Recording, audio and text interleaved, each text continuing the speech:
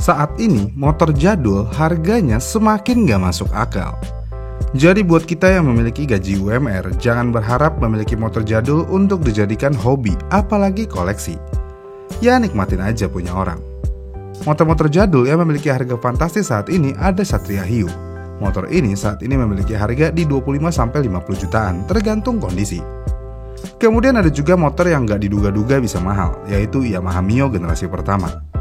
Motor Mio generasi pertama bisa memiliki harga sampai 30 juta rupiah. Tapi ada syaratnya, motornya harus full original dan harus berwarna kuning. Kemudian selain itu ada juga Yamaha 125Z. Entah bagaimana ini motor kok harganya bisa mahal banget. Di Malaysia sendiri motor ini ada yang jual di harga 350 juta. Kayak nggak masuk akal aja. Kemudian terakhir ada motor yang memiliki harga selangit juga, yaitu Kawasaki Ninja SS warna kuning. Motor ini memiliki harga yang di luar akal juga, bahkan bisa sampai ratusan juta rupiah. Di sini mungkin bisa kita simpulkan, ada yang mahal karena FOMO, ada yang mahal karena emang memiliki nilai yang bagus. Yang FOMO salah satunya Mio, karena mau bagaimanapun restorasi Mio masih sangat mudah karena Yamaha masih menyediakan partnya. Namun kalau kayak Kawasaki SS kuning, Yamaha 125Z memang memiliki nilai tersendiri. Tapi selain itu semua, ada satu motor keluaran Honda. Di semua generasinya, ini motor mahal semua. Padahal cc-nya cuma 150-250 aja. Dan iya, motor tersebut adalah Honda NSR.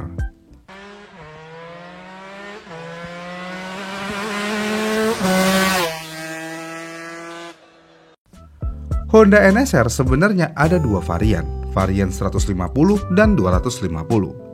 Kita bahas satu-satu dulu. Untuk varian 250, Honda memulai menjual NSR pada tahun 1987 dengan mengeluarkan NSR yang berkode MC16. Kemudian 1 tahun berselang, Honda mengeluarkan MC18 pada tahun 1988, yang mana motor ini sudah menggunakan swing arm stride with rear brake loop. Dalam MC18, Honda mengeluarkan beberapa edisi.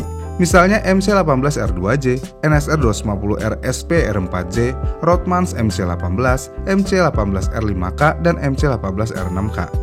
Dan dalam versi ini ada beberapa upgrade juga seperti ignition sistemnya yang sudah menggunakan PGM 1 dan 2. Kemudian Honda mengeluarkan lagi motor NSR dengan kode MC21.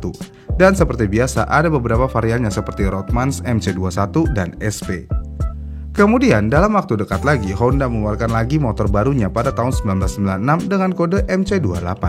Nah ini nih yang paling spesial. Varian di MC28 cukup banyak upgrade dan cukup spesial. Di MC28 Honda mengeluarkan varian SP Roadmans, SP HRC, dan SP Repsol. Itu adalah jajaran varian 250-nya. Lalu varian 150-nya muncul di tahun 1989.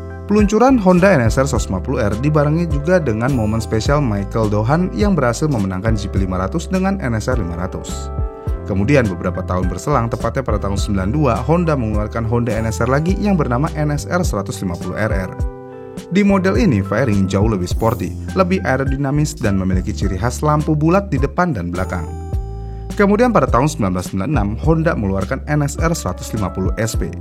Jika ngomongin tampilan, motor ini berubah lagi dari versi sebelumnya. Fairingnya lebih sporty lagi, dan aerodinamisnya makin gila, layaknya motor balap. Namun selain tampilannya, sasis dan mesinnya juga berubah dari versi sebelumnya. Sasisnya lebih besar dan lebar, dan suspensinya juga diperbesar dengan ukuran 35 mm. Dan yang bikin spesial dari NSR 150 SP adalah monoshocknya yang buatan Elf Perancis. Ini adalah monoshock paling ikonik dari NSR. Kemudian bebarengan dengan varian SP, Honda juga mengeluarkan varian NSR 150RR atau versi RRW. Secara tampilan ya, New RR sangat mirip SP dengan fairing sporty yang punya julukan Hawkeye, bahkan sasis pun sama. Bedanya suspensi depan masih pakai yang versi 31 mm dan swing armnya model ganda, bukan Pro Arm. Itulah varian semua NSR yang ada, baik di S150 ataupun di 250. Dengan melihat varian dan spesifikasi singkatnya aja, motor ini sepertinya jelas ya kalau mahal. Namun namanya kendaraan biasanya akan mengalami penurunan harga, tapi kenapa NSR malah semakin mahal? Di Indonesia sendiri, NSR mau itu varian 150 atau 250 semuanya hampir CBU, yang mana motor CBU tidak ada yang murah. Dengan demikian dari awal ini motor emang udah mahal ketika diluncurkan. Sebagai contoh, NSR 250 MC18 dijual di Jepang dengan harga 599.000 yen pada tahun 1989. Untuk menyamakan persepsi, 1 yen kala itu setara 13 rupiah, dan 13 rupiah bukanlah uang yang kecil, karena mata uang kita terkecil kala itu ada di 1 rupiah. Kemudian untuk varian 150-nya nih, misalnya yang SP. Pada tahun 97, motor ini dijual di harga 75.000 baht, yang mana harganya ini ya tentu aja nggak murah juga. Jadi ya untuk motor 150cc harganya ya luar biasa mahal. Dan harga baru ini bisa mahal karena ada beberapa alasan juga. Yang pertama tentu aja jumlah produksinya. Dalam sejarahnya, NSR 250 nih misalnya hanya dijual dan diproduksi sebanyak 16.300 unit aja di dunia, yang mana ini sangatlah sedikit. Sayangnya untuk yang 150 tidak ada data pastinya, tapi dipastikan yang 150 memiliki jumlah yang lebih banyak daripada yang 250. Dengan jumlah yang sangat terbatas ini tentu aja membuat harga motor ini akan semakin mahal setiap tahunnya.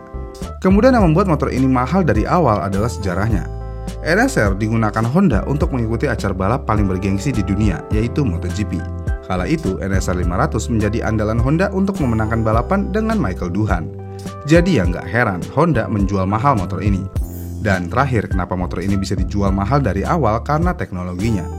Kita ambil contoh di varian termahalnya yaitu MC28 yang menggunakan Pro Arm Rear Swing yang didesain untuk RC30.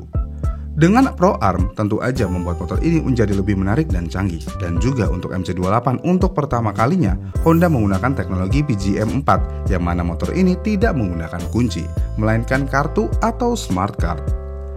Kebayang nggak motor tahun segitu pakai smart card? Dan MC28 sudah menggunakan mesin 249cc V-twin 2 silinder dengan bor di 54 mm dan stroke-nya di 54,5 mm yang bisa menghasilkan kompresi di 7,4:1. Dengan spesifikasi yang ada, motor ini bisa mengeluarkan tenaga sebanyak 40 dk di 9.000 rpm dan torsi puncaknya di 32,3 Nm di 8.000 rpm. Dan yang lebih gilanya lagi, motor ini sudah menggunakan teknologi RC valve, yang mana teknologi ini akan menutup katup di RPM rendah dan terbuka ketika di RPM tinggi. Dengan teknologi yang ada, ini membuat motor ini sangat mahal.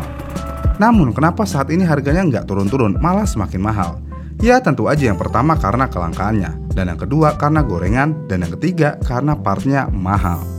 Tidak banyak Honda NSR mau yang 250 atau 150 masih original bawaan pabrik saat ini, karena motor ini sudah cukup tua, dan kalau motor ini sudah cukup tua berarti motor ini banyak juga yang sudah jadi bangke dan terbengkalai.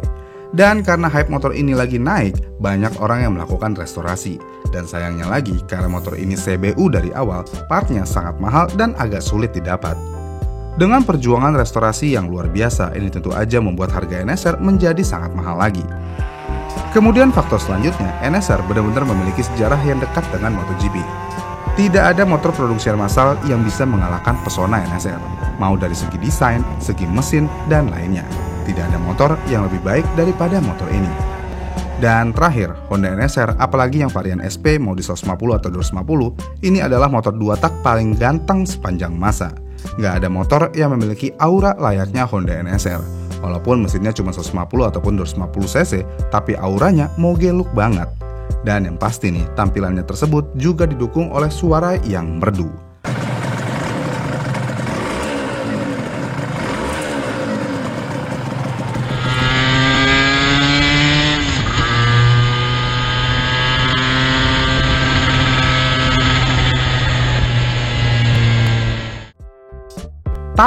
Tapi ini motor kan jelas ya kalau harganya saat ini sangat mahal karena sejarah, kualitas, tampilan, performa, dan lainnya ada di motor ini.